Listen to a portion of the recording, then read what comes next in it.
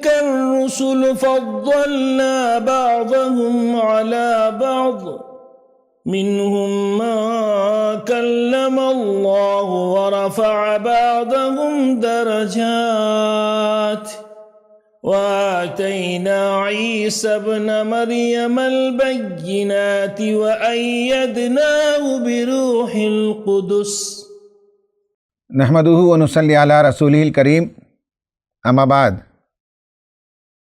خواتین و حضرات، آج قرآن مجید کے تیسرے جز پر بات کریں گے،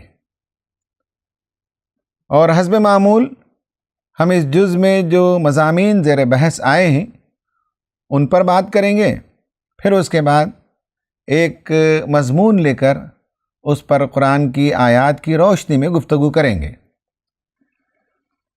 اس پارے میں سورہ بقرہ ختم ہوتی ہے اور سورہ آل عمران کا کچھ حصہ آتا ہے۔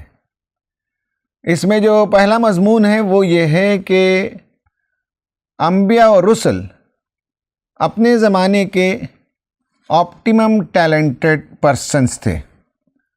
اپنے زمانے کے لحاظ سے ان سے بہتر شخصیتوں کا تصور نہیں کیا جا سکتا۔ تھنکنگ میں، ایٹیٹیوڈ میں، ایموشنز میں، نالج میں، ایکسپوجر میں،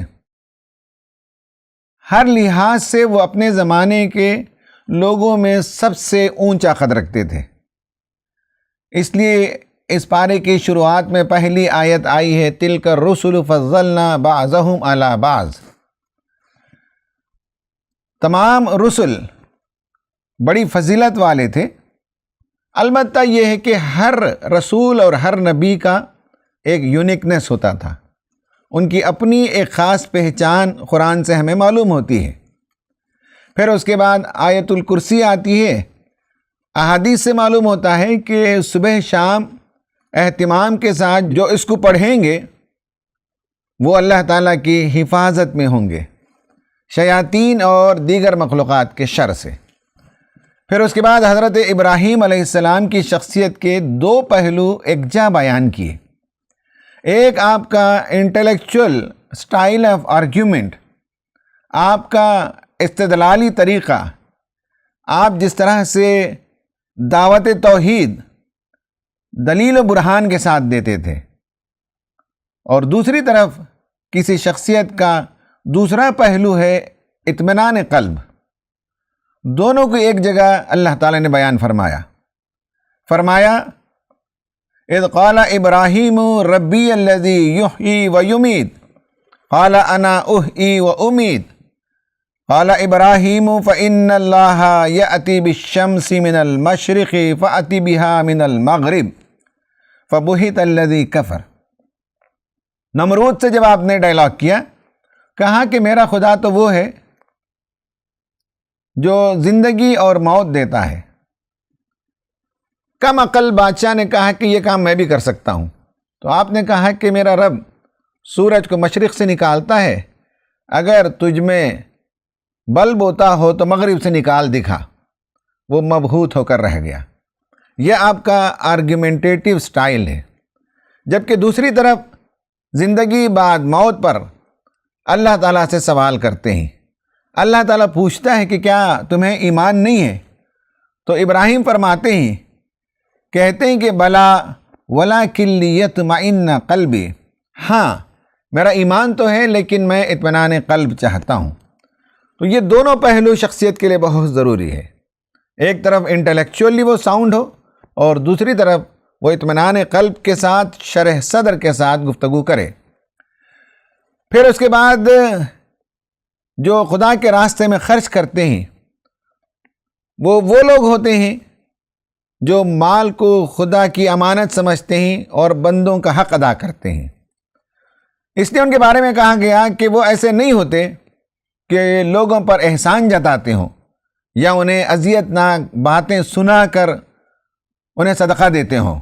یا ایھا الذین آمنوا لا تبطلوا صدقاتکم بالمن والاذی، اے ایمان والو تمہارے اپنے صدقات کو باطل نہ کرو احسان جتا کر اور اذیت دے کر۔ پھر ایک اور شخصیت کی تصویر قرآن پیش کرتا ہے، وہ ربا کھانے والے، سود خور کے بارے میں۔ قرآن کہتا ہے کہ وہ پاگلوں کی طرح مال کے حرص و ہوس میں مبتلا ہوتے ہیں، انسین پرسنالٹی ان کی ہوتی ہے۔ قرآن کہتا ہے الذین یأکلون الربا لا یقومون الا کما یقوم الذی یتخبطہ الشیطان من المس۔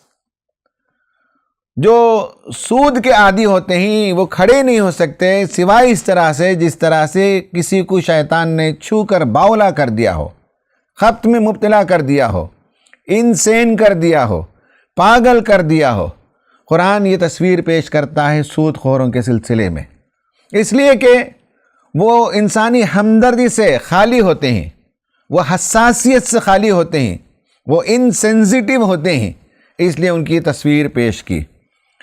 پھر اس کے بعد سورہ بقرہ کے آخر میں کہا گیا کہ انسان اپنے اندرون کا بھی جائزہ لیتے رہے، اس لیے کہ اللہ تعالیٰ ظاہر کو بھی جانتا ہے اور اندرون کو بھی جانتا ہے۔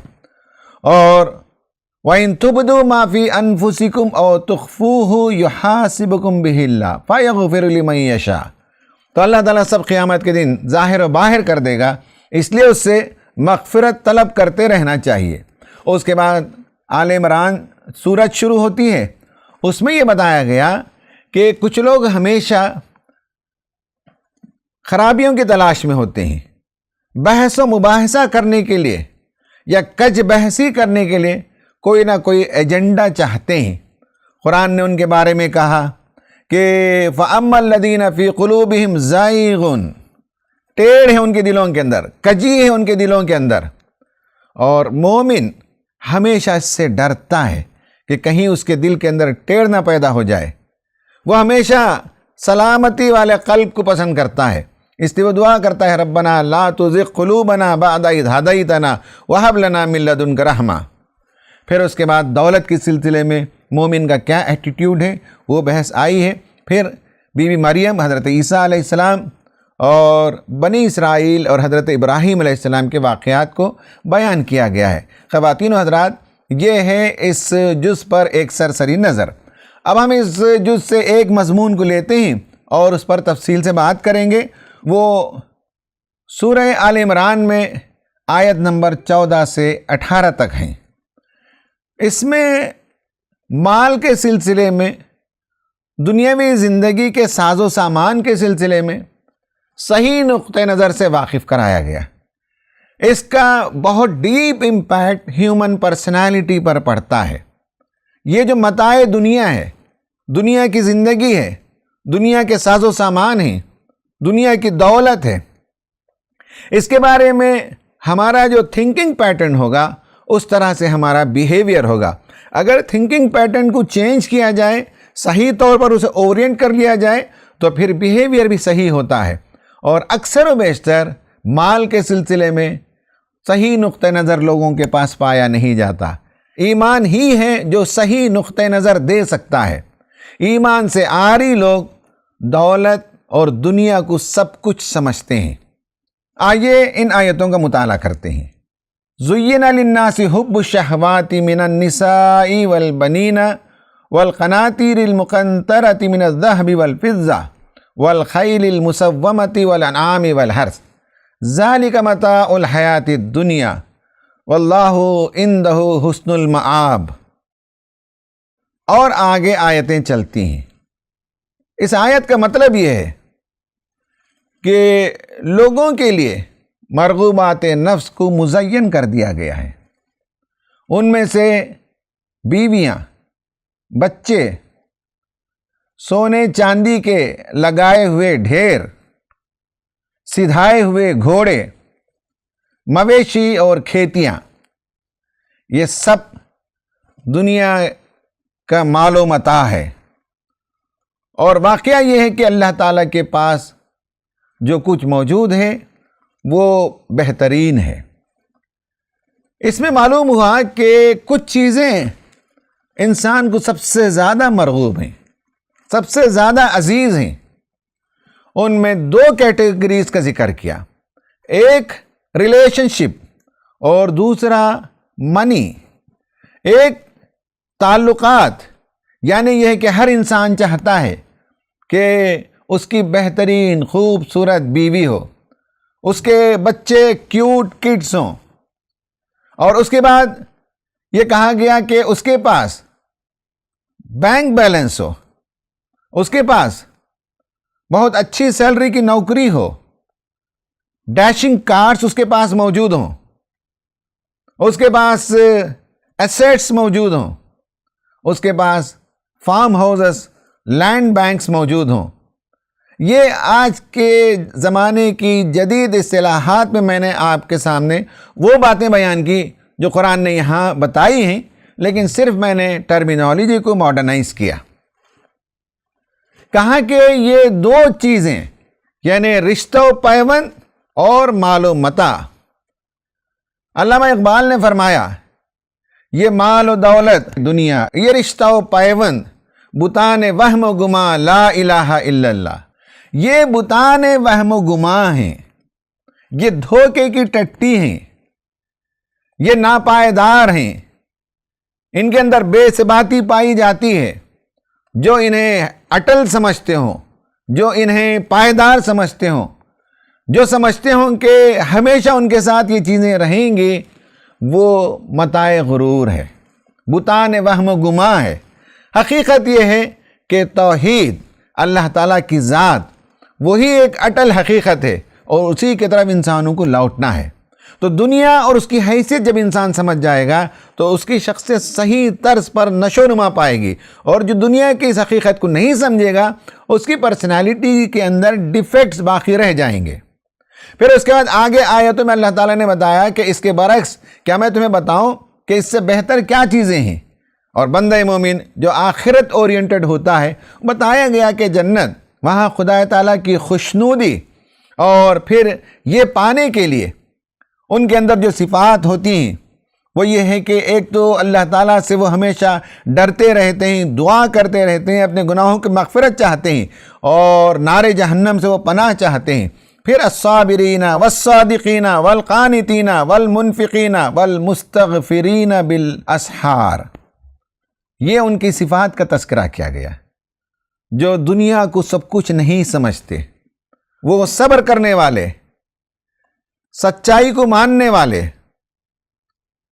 خدا کے آگے اطاعت اختیار کرنے والے، خدا کے راستے میں انفاق کرنے والے، اور تہجد کے وقت اٹھ کر خدا کے حضور استغفار کرنے والے، یہ شخصیت کی تصویر پیش کی گئی، یہ مومن شخصیت کے اوصاف بیان کیے گئے۔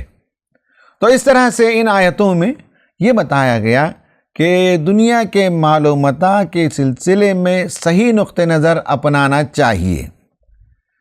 یہ جو دنیا کو لے کر، دنیا کے مال و متاع کو لے کر، پروویژنس آف لائف کو لے کر جو نقطہ نظر ہوتا ہے، اس کے لحاظ سے پرسنالٹیز کی 8 کیٹیگریز ہیں۔ میں وہ 8 کیٹیگریز کے لوگوں کی تصویر آپ کے سامنے پیش کروں گا۔ آپ تلاش کیجئے کہ کہیں آپ کی تصویر ان تصویروں سے مماثل تو نہیں ہے۔ پھر آگے انشاءاللہ ہم بات کریں گے کہ ہمیں کورس کریکشن کیسے کرنا چاہیے۔ نمبر 1 یہ ہے کہ فائنانشیل پرسنالٹی، منی پرسنالٹی جسے کہتے ہیں، ان میں ہورڈرز ہوتے ہیں، یعنی کنجوس لوگ ہوتے ہیں، بخیل لوگ ہوتے ہیں۔ قرآن نے کہا الذی جمع مالا وعددا یحسب ان مالہ اخلدا، سائن کر رکھنا، پیسوں کو جوڑ کر رکھنا، یہاں تک کہ اپنی ضروریات پر بھی خرچ نہ کرنا، یہ کنجوس لوگوں کا طریقہ ہوتا ہے، یہ ہورڈرز کا طریقہ ہوتا ہے، یہ پیسوں کو جمع کر کے رکھنے والوں کا طریقہ ہوتا ہے۔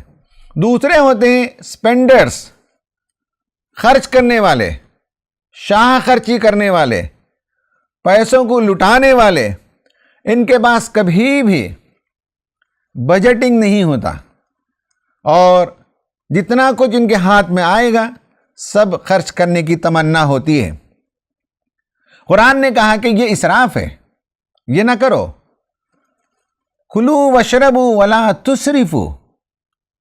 قریش کے لوگوں کے بارے میں یہ آیت آئی ہے ان میں سے بعض سرداران کہا کرتے تھے یقولو اہلکت مال اللبدا، میں نے ڈھیروں مال اڑا دیا، اپنی شاہ خرچی کے تذکرے کرتے ہیں۔ نمبر 3 یہ ہے کہ ایزی منی کے لوگ ہوتے ہیں، آسان پیسے چاہتے ہیں۔ قرآن نے اس کے لیے لفظ استعمال کیا میسر، انما الخمر والمیسر والانصاب والازلام رجس من عمل الشیطان فاجتنبوہ لعلکم تفلحون۔ اس میں میسر کا مطلب ہے یسر سے، آسانی سے، وداؤٹ پین، محنت کے بغیر پیسے چاہنا۔ اس کی سب سے نمایاں مثال تو جوا ہے۔ جوا میں انسان چاہتا ہے کہ محنت کے بغیر قسمت کے ذریعے سے پیسے بٹور لے۔ اسی طرح بعض اسکالرز نے جہیز کی رقم جو طلب کی جاتی ہے اس کو بھی میسر کہا، اس لیے کہ انسان بغیر محنت کے اپنا معیار زندگی بلند کر لینا چاہتا ہے، اور وہ دلہن والے اس کا معیار زندگی بلند کر دیں، یہ میسر ہے۔ اسی طرح پونزی اسکیمز، یعنی یہ ہے کہ کچھ لوگ ہوتے ہیں 1 لاکھ لگاتے ہیں، اگلے مہینے سے 10% منافع ملنا شروع ہو جاتا ہے۔ یہ کوئی ریئل بزنس نہیں ہوتا بلکہ پونزی اسکیم کہتے ہیں۔ یہاں لوگ دوڑ لگاتی ہیں پیسے لگانے کے لیے، اور بغیر محنت کے کثیر منافع مل جائے، اور کبھی حساب کتاب نہیں دیکھنا چاہتے، بس نفع مل جائے، یہ بھی میسر ہے۔ اور اسی طرح چیٹنگ کر کے جو پیسے کماتے ہیں، دھوکہ دھڑی کے ذریعے سے جو پیسے کماتے ہیں، وہ سب میسر والے ہیں۔ نمبر 4 ہیں، وہ ہیں امیسرس، یعنی دولت جمع کرنا، ہر طریقے سے جمع کرنا، اور انہیں معلوم ہے کہ وہ اسٹرینتھ ہے، وہ پاور ہے، اس کے ذریعے سے ہر چیز کو خریدا جا سکتا ہے، حکومتوں کو خریدا جا سکتا ہے، بینکوں کو خریدا جا سکتا ہے، یا یہ کہ دھوکہ کے ذریعے سے جو ریئل ویلیو نہ ہو وہ لوگوں کے سامنے پیش کر کے شیئر مارکیٹ کو بڑھا کر بھی لوگ اپنے ایسیٹ میں اضافہ کرتے ہیں۔ یہ قارونیت ہے، اور قرآن نے کہا قارون کے بارے میں وَآتَيْنَاهُ مِنَ الْكُنُوزِ، یعنی یہ کہ ہم نے اسے ڈھیر سارا خزانہ عطا کیا تھا۔ آج کے زمانے کے قارون بھی ایسے ہوتے ہیں جو حلال حرام صحیح غلط ہر طریقے سے چاہتے ہیں کہ وہ بلینئرز کی لسٹ میں ٹاپ کرتے چلے جائیں۔ نمبر 5 وہ ہوتے ہیں بنجرز۔ ان کا یہ طریقہ ہوتا ہے کہ پیسے جماتے ہیں تھوڑا تھوڑا سا، اور جیسے ہی کچھ زیادہ پیسے ان کی ضروریات سے جمع ہو جائے فوراً وہ خرچ کرنا شروع کرتے ہیں۔ اور یہ وہ لوگ ہوتے ہیں جن کے بارے میں قرآن کہتا ہے یہ مبذر ہیں۔ جیسے آج ہمارے عام سماج میں شادیوں کو دیکھ سکتے ہیں کہ جمع کرتے رہتے ہیں اور شادی میں لا کر خرچ کر دیتے ہیں، بے تحاشا لٹا دیتے ہیں۔ ان المبذرین کانوا اخوان الشیاطین، قرآن نے کہا کہ یہ تبذیر کرنے والے، یہ ایکسٹرا ویگنزا کرنے والے، یہ اسپینڈ تھرفٹی لوگ شیطان کے بھائی ہیں۔ نمبر 6 منی وریئرز، ہمیشہ پیسوں کی فکر اور اسی کو لکھتے رہنا، اسی کو کاؤنٹ کرتے رہنا، اسے اضافہ کرنے کی فکر میں رہنا، اور ضرورت یا بلا ضرورت لوگوں سے مانگتے پھرنا، یہ سب جو ہے منی وریئرز ہوتے ہیں۔ سود خور کے بارے میں بھی یہی کہا کہ پیسوں کی اسے ایسی تمنا، پیسوں کی اسے فکر، صبح شام اسی کے لکھنے پڑھنے میں وقت گزارتا ہے، اور جن جن کو اس نے لینڈنگ کیا ان سب کے پاس جا جا کر ہر دن کا حساب کرتے رہتا ہے۔ دیوانگی اس پر طاری ہو جاتی ہے۔ کبھی پیسے رکھ کر منی وریئرز ہوتے ہیں، کبھی پیسے کے بغیر منی وریئرز ہوتے ہیں۔ نمبر 7 وہ ہوتے ہیں رسک ٹیکرز، کہ کچھ لوگ رسک لینے کے عادی ہوتے ہیں، اور صحیح بھی ہو سکتا ہے اور غلط بھی ہو سکتا ہے، لیکن رسک لیتے ہیں، اور اس رسک کے نتیجے میں کبھی رزلٹ ملتا ہے، پروفٹ ملتا ہے، اور کبھی لاس ہوتا ہے۔ اور آخر میں 8ویں نمبر پر رسک ایوائڈرز ہوتے ہیں، یعنی یہ ہے کہ وہ کسی قسم کا رسک نہیں لینا چاہتے۔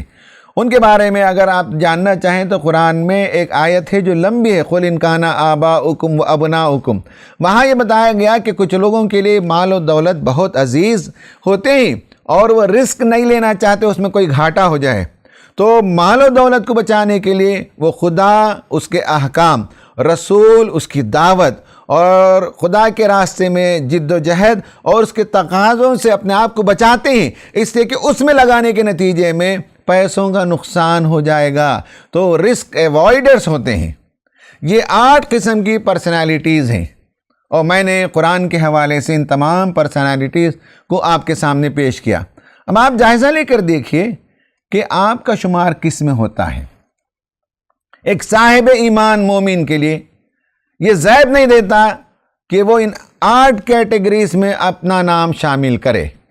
اس کی کیٹیگری 9ویں کیٹیگری ہوتی ہے، وہ ان 8 میں شامل نہیں ہوتا۔ اس کی فائنانشیل پرسنالٹی وہ ڈیفرنٹ ہوتی ہے، اس لیے کہ پیسوں کے سلسلے میں اس کا نقطہ نظر ایک الگ نقطہ نظر ہے۔ پہلے یہ سمجھ لیجئے کہ لفظ متاع، ذالک متاع الحیات الدنیا، یہ متاع کیا چیز ہے، قرآن نے اسے کیسے استعمال کیا۔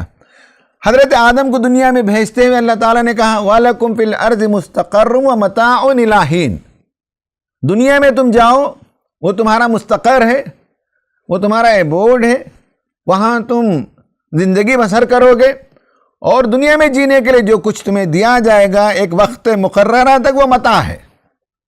پھر اس کے بعد متاع ایک اور کانٹیکسٹ میں استعمال ہوا، وَلِلْمُتَلَقَّاتِ مَتَاعٌ بِالْمَعْرُوفِ حَقًّا عَلَى الْمُتَّقِينَ۔ اس میں دیکھیے کہ متاع میں پرماننس نہیں ہے، ٹیمپررینس ہے۔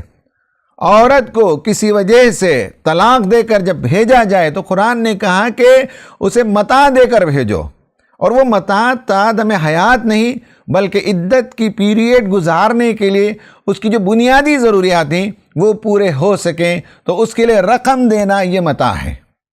پھر قرآن نے ایک اور جگہ کہا فَمَنْ زُحْزِحَ عَنِ النَّارِ وَأُدْخِلَ الْجَنَّةَ فَقَدْ فَازَ وَمَا الْحَيَاةُ الدُّنْيَا إِلَّا مَتَاعُ الْغُرُورِ، جو جہنم کی آگ سے بچا لیا گیا اور جنت میں داخلہ جس کا ہو گیا وہی دراصل کامیاب ہے۔ اور معلوم ہونا چاہیے کہ دنیا کی زندگی متاع غرور ہے، دھوکے کی ٹٹی ہے، دھوکے کا ساز و سامان ہے، اس پر کوئی عقل مند تکیہ نہیں کر سکتا۔ تو معلوم ہوا کہ متاع پرماننٹ نہیں ہے، متاع کچھ مدت کے لیے جو رقم دی جاتی ہے اس کے لیے کہا گیا۔ متاع جو دنیا کی متاع ہے وہ دھوکہ ہے، وہ پرماننٹ نہیں ہے، اس پر اعتبار نہیں کیا جا سکتا، اسی کو سب کچھ نہیں سمجھا جا سکتا۔ ایک اور جگہ کہا قُلْ مَتَاعُ الدُّنْيَا قَلِيلٌ وَالْآخِرَةُ خَيْرٌ لِمَنِ اتَّقَىٰ، دنیا کا ساز و سامان بہت مختصر ہے، بہت کم ہے۔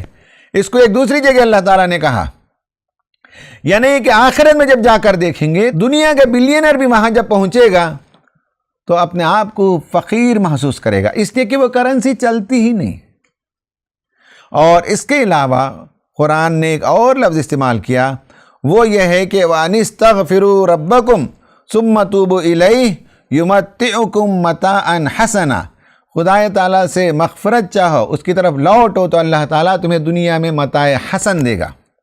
متاع غرور، متاع قلیل اور متاع حسن، جب خدا سے وابستہ ہو کر دولت ملتی ہے، خدا سے مغفرت چاہنے کے نتیجے میں خدا کی عنایات ہوتی ہیں، تو وہ بہترین متاع ہے، متاع حسن ہے۔ یہ آئیڈیا ہمیں معلوم ہونا چاہیے کہ دنیا کی متاع حسن بھی ہو سکتی ہے، اور دنیا کی جو متاع ہے وہ متاع غرور اور متاع قلیل وہ اصل ہے۔ اور قرآن دنیاوی دولت اور دنیا کے ساز و سامان کے سلسلے میں بہت ہی بیلنسڈ اور معتدل نقطہ نظر دیتا ہے۔ ایک طرف لوگ دنیا کی دولت ہی کو سب کچھ سمجھتے ہیں، اور کچھ لوگ ہی جو سمجھتے ہیں کہ دنیا ملعون ہے اور کچھ بھی دنیا میں سے ہمیں نہیں چاہیے۔ اسلام ان دونوں کے خلاف ایک معتدل راستہ دیتا ہے۔ دنیا ہی سب کچھ نہیں ہے لیکن دنیا چاہیے، دنیا سے بیزارگی نہیں چاہیے، دنیا کی دولت ہو تو آخرت کمایا جا سکتا ہے۔ وَابْتَغِ فِي مَا آتَاكَ اللَّهُ الدَّارَ الْآخِرَةَ، اللہ نے جو کچھ دیا ہے اس سے آخرت کا گھر بناؤ۔ دولت نہ ہو تو آدمی زکوٰۃ کیسے دے گا؟ دولت نہ ہو تو حج پر کیسے جائے گا؟ دولت نہ ہو تو انفاق کیسے کرے گا؟ دولت نہ ہو تو غریبوں کی کیا خدمت کرے گا؟ تو اس لیے اسلام کا نقطہ نظر یہ ہے کہ دنیا کی دولت دنیاوی زندگی کے قیام کے لیے ضروری ہے۔ وَلَا تُؤْتُوا السُّفَهَاءَ أَمْوَالَكُمُ الَّتِي جَعَلَ اللَّهُ لَكُمْ قِيَامًا، نادان یتیم بچوں کے حوالے رقم نہ کرو جب تک کہ وہ عقل کو پہنچ نہ جائیں، اس لیے کہ دنیا کی زندگی کا قیام مال و متاع پر ہے۔